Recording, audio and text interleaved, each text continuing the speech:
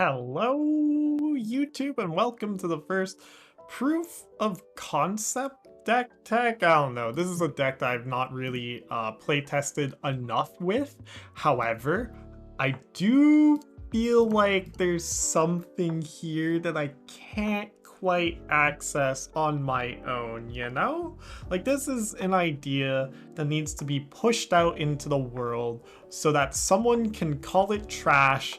I can see why they call it trash, and then I can improve upon it, right? But I have it called something devious blows this way, but really this is resist tribal. And resist in this game is really fun, which is why this idea is like, I want to say popular. Like it's easy to think, oh, we have plate armor, and oh, we have Calhoun. What happens when we put the two together and make just a super character? Well, the answer is you get something like this, right? And uh I don't know. I'm inconclusive with this deck. I've been on a Pokemon binge for the past 2 weeks, so I haven't been really focusing on Lorcana, but from what I hear, Genie's a problem.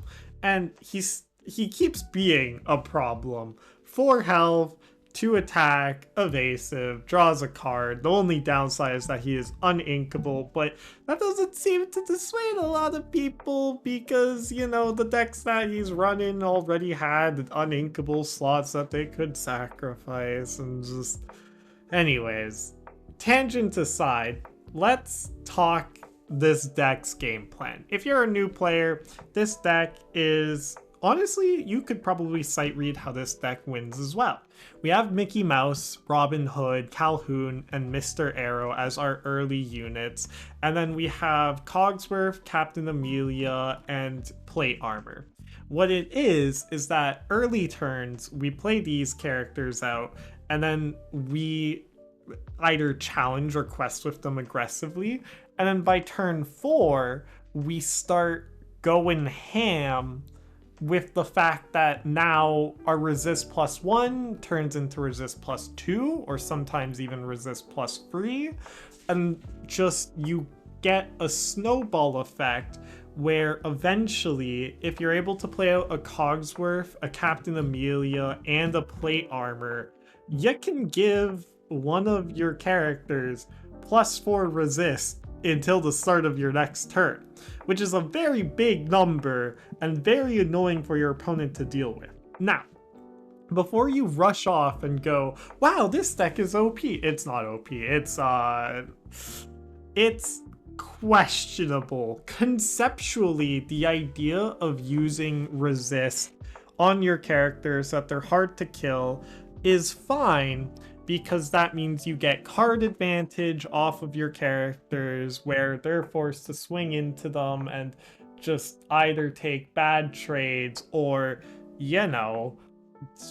just not be able to stop you questing. Mr. Arrow with 4 resist is basically invincible. The problem is that basically invincible is not the same as truly invincible, since,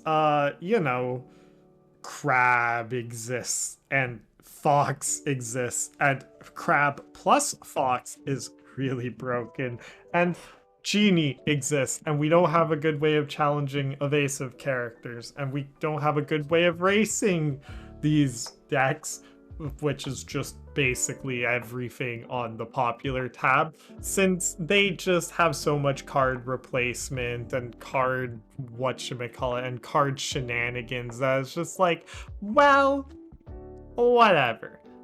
So I want to push this video out since I want to see if someone can think of a way for us to beat that matchup reliably.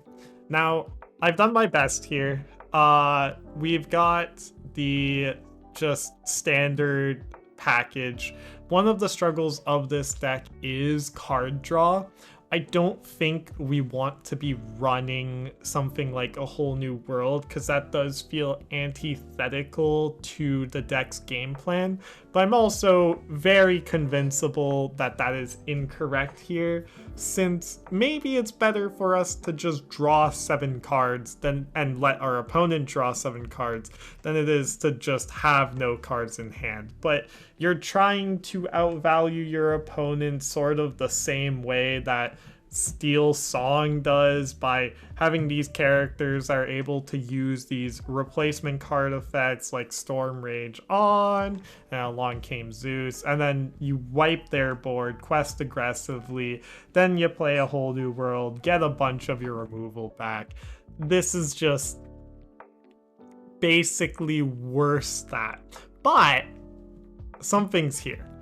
I don't know if it's something meta, don't get me wrong. I think what's here is a very fun archetype that can be made to work better than what I have succeeded in doing. You know? And like, honestly, this is gonna be a short video, but Robin Hood and Calhoun are the two mainstays. We struggle with card draw so much that we've had to force in the Haram Flaversham package.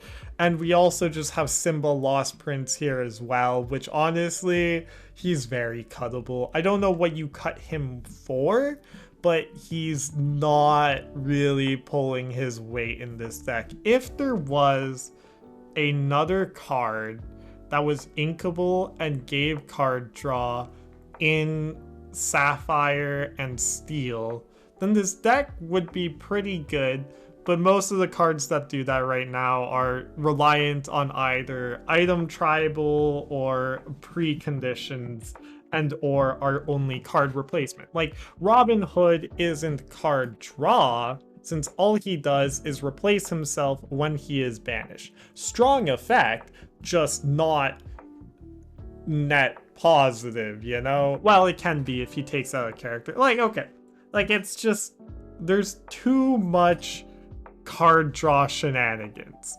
That's the problem. The problem with this deck is that there are too many card draw shenanigans, and its game plan is very fair compared to a lot of these card draw shenanigans, you know? And yeah, that's enough said, really. It's just, it's fun. I want to show this deck to people, and I want to see what your takes are on it. So please hit like, subscribe, comment down below, tell me how it works for you. Just proxy out the Robin Hoods, because he's the only expensive character, and oh my gosh, has his price dropped like a rock, which makes sense because there aren't actually that many decks running him anymore. I hope he drops down to like $10 legendary tier so that I can finally build my hero tribal deck in person.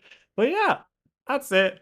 I wish you a good day, good afternoon, good evening, good night, good dawn, good dusk, good morning, and I hope to see you next time. Bye.